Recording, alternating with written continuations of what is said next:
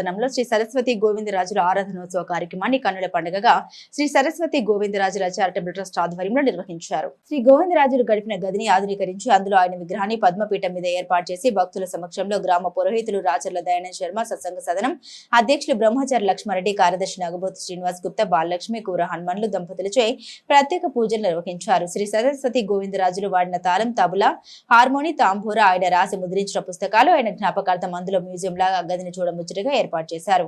ఈ కార్యక్రమంలో సత్సంగ సదనం ప్రతినిధులు రామరెడ్డి, బొందుగుల మార్కండేయ గుప్తా, లక్ష్మీనారాయణ గుప్తా, రాము గుప్తా, మేఘి నర్సయ్య, బండారి బాలరెడ్డి, పోతు ఆంజనేయులు, ద్యాప దేవయ్య, అనంతరెడ్డి, వనం రమేష్, గాజుల దాసు, ఎల్లారెడ్డిపేట మండలంలోని వివిధ గ్రామాల భక్తులు, మహిళా భక్తులు పాల్గొన్నారు. ఈ సందర్భంగా బ్రహ్మచారి లక్ష్మారెడ్డి మాట్లాడారు. శ్రీ సరస్వతి గోవిందరాజులు తెలంగాణ రాష్ట్ర వ్యాప్తంగా వివిధ గ్రామాల్లో 1008 సత్సంగాలు ఏర్పాటు చేసి ప్రజల్లో భక్తి భావాన్ని పెంపొందించారన్నారు. అందులో భాగంగానే ఎల్లారెడ్డిపేట మండల కేంద్రంలోని కిషన్ దాస్ పేట గ్రామ శివార్లో 6 దశాబ్దాల క్రితం సత్సంగ సదనం ఏర్పాటు చేశారన్నారు. నేటి వరకు శ్రీ సరస్వతి గోవిందరాజులు శివైక్యమయ్యి 4 సంవత్సరాలు అవుతుంది. ఇటు సందర్భంగా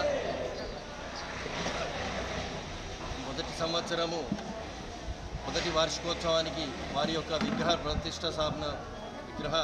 ప్రతిష్టాపన జరుపుకున్నాము. 3 సంవత్సరాల నుంచి వెళ్ళి ఎంతోమంది భక్తుల కోరిక మేరకు ఈరోజు వారి జ్ఞాపకాలను స్మృతించాలని చెప్పి వారి యొక్క వాడుకున్నటువంటి వస్తువులు అన్నిటినీ ఒక ఎగ్జిబిషన్ లాగా వారు ఉన్నటువంటి గదిలో అమర్చి ఈరోజు అట్టి గదిని మనం ఆవిష్కరణ చేసుకున్నాము. వారి యొక్క ఉద్దేశం ఏంటి అంటే, కలియుగంలో భగవన్నామస్మరణ మించింది లేదు అన్న నానుడి చేత ప్రతి ఒక్కరికి భగవంతుని యొక్క ఆశీస్సులు ఉండాలి. కలియుగంలో భగవన్నామస్మరణే చాలా గొప్పదని వారి యొక్క ఉద్దేశం. ధర్మ ప్రవర్ధన, భగవత్ చింతన ప్రతి ఒక్కరిలో ఉంటే వారు మోక్షానికి దగ్గరవుతారని చెప్పి శ్రీ స్వర్గీయ సరస్వతి గోవిందరాజుల యొక్క ఆశయాలు.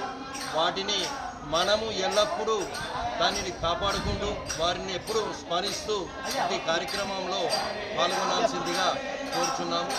జై శ్రీమన్నారాయణ.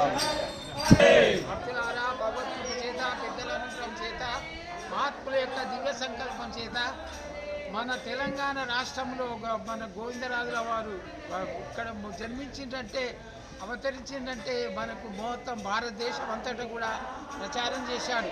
అయోధ్య, మధుర, మాయా, కాశీ, కాంచి, అవంతిక, ద్వారక, సప్తయుధ మోక్షదాయక అని చెప్పి ఈ సప్తపురులలో కూడా ఆశ్రమాలు స్థాపించారన్నమాట. చక్కగా నామం అంతటా ఎక్కడ ఏ దేవుడు ఉంటే అక్కడ ఆ నామం. కాశీలో ఉన్నది కాబట్టి అక్కడ శివనామమే. అట్లా తర్వాత ఎక్కడ అరులకు భేదం లేకుండా ఈ విధంగా భారతదేశం అంతటా కూడా ఈ కలియుగ స్మరణాన్ముక్తి కాబట్టి ఈ నామానికి విలువ ఇచ్చి ఇదంతా ప్రచారం చేశారు. కాబట్టి వారు ధన్యజీవులు, మహాత్ములు.